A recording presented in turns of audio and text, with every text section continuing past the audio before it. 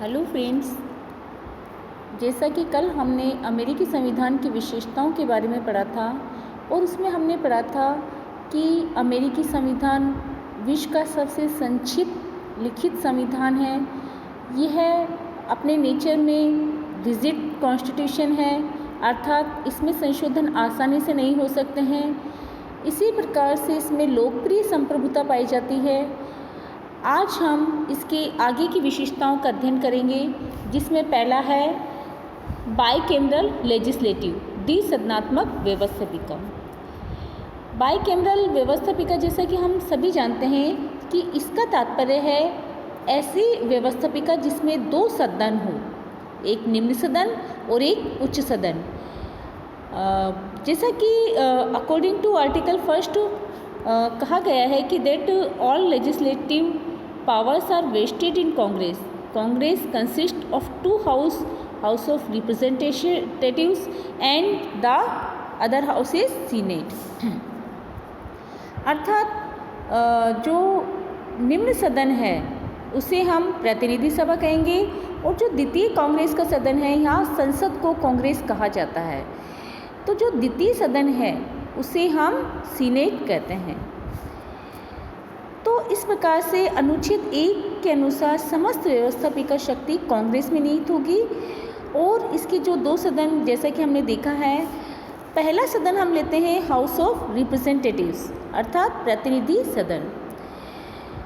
The house of representatives has 435 members who are elected by the people through adult census method for a period of 2 years on population basis. अर्थात यहाँ पर प्रतिनिधि सदन के जो सदस्य संख्या है वो 435 है और इसके जो सदस्य चुने जाते हैं वो वयस्क मताधिकार के आधार पर 2 साल के लिए चुने जाते हैं। जैसा कि हम सभी जानते हैं कि अधिकांश देशों का निम्न सदन बहुत पावरफुल होता है, लेकिन अमेरिका में ऐसा नहीं है। अमेरिका में निम्न सदन अर्थात प्रतिनिधि सदन द्वितीय सदन अर्थात सीनेट से ज़्यादा पावरफुल नहीं है। अब हम बात करते हैं सीनेट की, जो कि इसका द्वितीय उच्च सदन है। यहाँ पर सीनेट सदस्य राज्यों की व्यवस्थापिका के द्वारा चुने जाते हैं। The members of Senate are elected by the state legislative. Each state has 2 senators, meaning that each state has each state has 10 votes in Senate. These senators are elected for a 6 years for party basis. The total number of senators is 100 as the total states are 50. अर्थात यहाँ पर सभी राज्यों को समानता के आधार पर प्रत्येक राज्य को अपने यहाँ से, जो कि उसकी राज्य की व्यवस्थापिका उनको चुनती है, 2 सीनेटर्स भेजने का अधिकार है। और चाहे वो राज्य छोटा हो या बड़ा हो, वहाँ से हर राज्य से 2 सीनेटर्स को ही भेजा जाता है। इस प्रकार यहाँ पर कुल 100 सीनेटर्स होते हैं, जिसमें क्योंकि यहाँ पर 50 राज्य हैं और हर राज्य से 2 सीनेटर्स जाते हैं। यहाँ पर ये जानना भी ज़रूरी है कि सीनेट, अमेरिका के जो कांग्रेस का द्वितीय सदन सीनेट है, वो विश्व का सबसे ज़्यादा शक्तिशाली द्वितीय सदन है। नेक्स्ट हम देखेंगे शक्ति पृथक्करण का सिद्धांत, separation of power. The doctrine of separation of powers divided power between the 3 pillars of government to prevent interference of the institution in the affairs of another. The powers are divided among Congress, President and the judiciary. अर्थात अगर हम अमेरिकी संविधान निर्माताओं के उस समय के उद्देश्य की बात करें तो वो अमेरिका में एक सीमित शासन की स्थापना करना चाहते थे और इस बात के लिए भी बहुत ज़्यादा प्रयत्नशील थे कि शासन अत्यधिक शक्तिशाली होकर कहीं नागरिक स्वतंत्रताओं को आघात ना पहुंचा सके। इसलिए यहाँ पर उन्होंने तीनों जो सरकार के अंग हैं उन्होंने शक्ति पृथक्करण के सिद्धांत के आधार पर अलग अलग रखा, ताकि हर अंग एक दूसरे में इंटरफेयर नहीं करें। इसीलिए उन्होंने संघात्मक शासन व्यवस्था को अपनाते हुए शक्ति विभाजन के सिद्धांत को प्राथमिकता दी, अर्थात व्यवस्थापिका जो कि यहाँ पर कांग्रेस में निहित है, व्यवस्थापिका शक्ति है, प्रेसिडेंट जिसमें कार्यपालिका शक्ति निहित है, और जुडिशरी जिसमें कि न्यायपालिका शक्ति निहित है, एक दूसरे के मामलों में हस्तक्षेप नहीं करेंगी। लेकिन इसका मतलब यह नहीं है कि वो बिल्कुल हर अंग पर जब किसी की कोई रेस्ट्रिक्शन नहीं होगा, कोई बाध्यता नहीं होगी, तो ऐसा नहीं हो कि वो निरंकुश हो जाए, अपनी जो शक्तियाँ उसमें डिक्टेटरशिप को लागू करे, ऐसा नहीं है। क्योंकि यहाँ पर शक्ति पृथक्करण के सिद्धांत के साथ साथ ही नियंत्रण और संतुलन के सिद्धांत को भी अपनाया गया है, अर्थात चेक एंड बैलेंस के सिद्धांत को भी अपनाया गया है। क्योंकि ताकि अपने अपने कार्यों में स्वतंत्र रहकर एक दूसरे को निरंकुश बनने से ये रोकते हैं। तो इस प्रकार से यहाँ पर अमेरिकी संविधान में चेक और बैलेंस के सिद्धांत को भी अपनाया गया है। नेक्स्ट हम बात करते हैं अध्यक्षात्मक शासन व्यवस्था की। यदि हम ये देखें कि चाहे वो ब्रिटेन हो चाहे भारत हो, यहाँ पर संसदीय सर्वोच्चता अर्थात पार्लियामेंट्री सुप्रीमसी के सिद्धांत को अपनाया गया है। लेकिन और जब पार्लियामेंट्री सुप्रीमसी के सिद्धांत को अपनाया जाता है तो यहाँ पर संसद सर्वोच्च होती है। संसद जो चाहे वो कानून बना सकती है, अपनी जो उसकी सीमा है उसके अंतर्गत रहकर।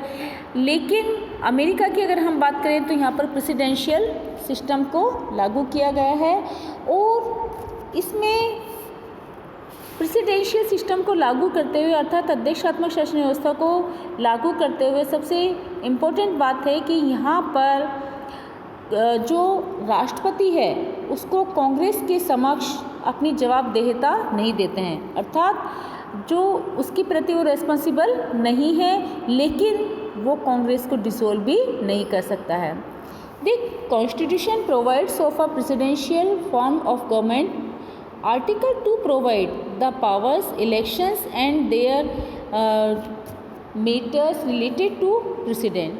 President is elected for a term of 4 years and is not answerable. अर्थात he is not responsible to Congress, but he cannot dissolve Congress.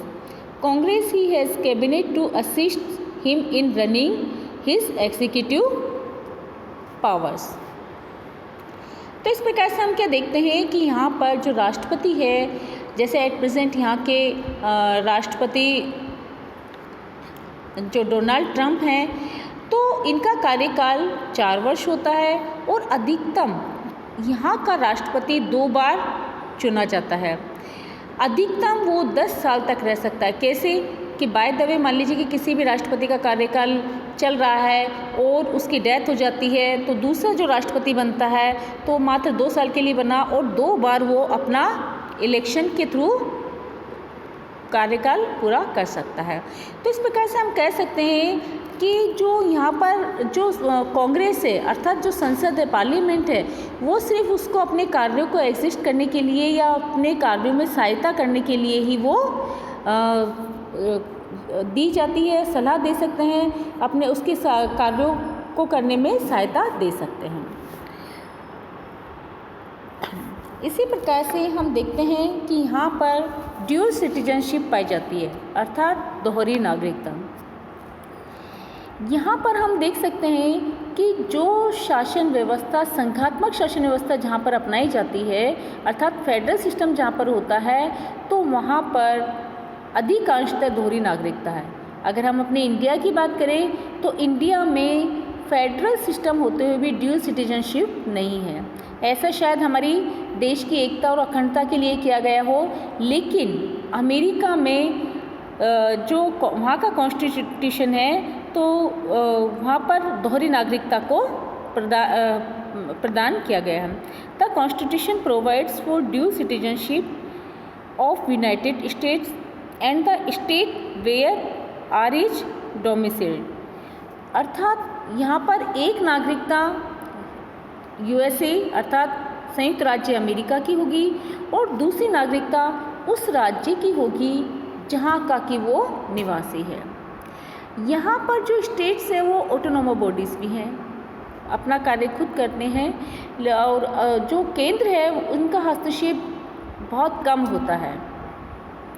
तो यहाँ पर 2 प्रकार की नागरिकता अपनाई जाती है। नेक्स्ट हम बात करते हैं फेडरल सिस्टम की, संघात्मक शासन व्यवस्था की।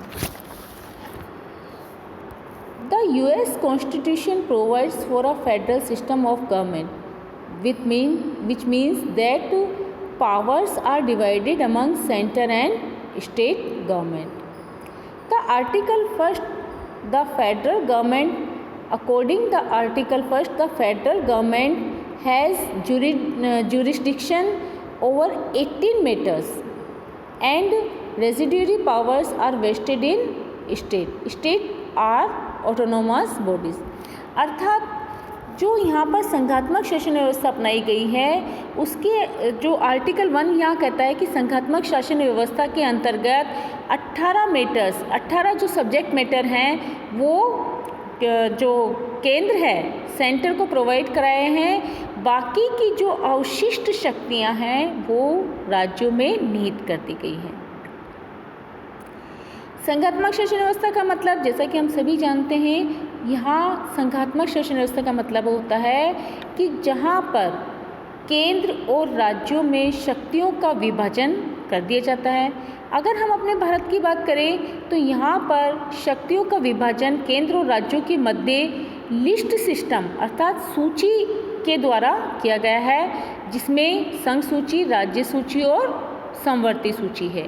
संघ सूची के विषयों पर संघ को कानून बनाने का अधिकार है, राज्य सूची में राज्यों को कानून बनाने का अधिकार है और समवर्ती सूची में दोनों कानून बना सकते हैं। लेकिन स्टेट का कोई भी ऐसा लॉ नहीं बना सकता है जो कि सेंटर के द्वारा बनाए गए लॉ को ओवरलैप करे। तो इस प्रकार से हम देखते हैं कि अमेरिका में संघात्मक शासन व्यवस्था को अपनाना बहुत ज़रूरी था, क्योंकि एक तो ये बहुत विस्तृत राष्ट्र है जहाँ पर 50 राज्य पाए जाते हैं। तो यहाँ पर सिर्फ राष्ट्रीय महत्व के विषय, नेशनल इम्पोर्टेंस की जो सब्जेक्ट मैटर है वही सेंटर हैंडल करता है। बाकी राज्यों को स्वायत्तता प्रदान की गई है कि वो जिस प्रकार से चाहे अपनी शासन व्यवस्था चलाए। तो इस प्रकार से हम देखते हैं कि अमेरिका का जो संविधान है वो अध्यक्षात्मक शासन व्यवस्था, संघात्मक शासन व्यवस्था के साथ साथ दोहरी नागरिकता को भी अपनाता है और यहाँ पर शक्ति विभाजन के सिद्धांत के साथ साथ नियंत्रण और संतुलन के सिद्धांत को भी अपनाया गया है। आगे हम कल इसकी और व्यवस्थाओं का अध्ययन और जो इसकी विशेषताएं हैं उनका अध्ययन करेंगे। Thank you.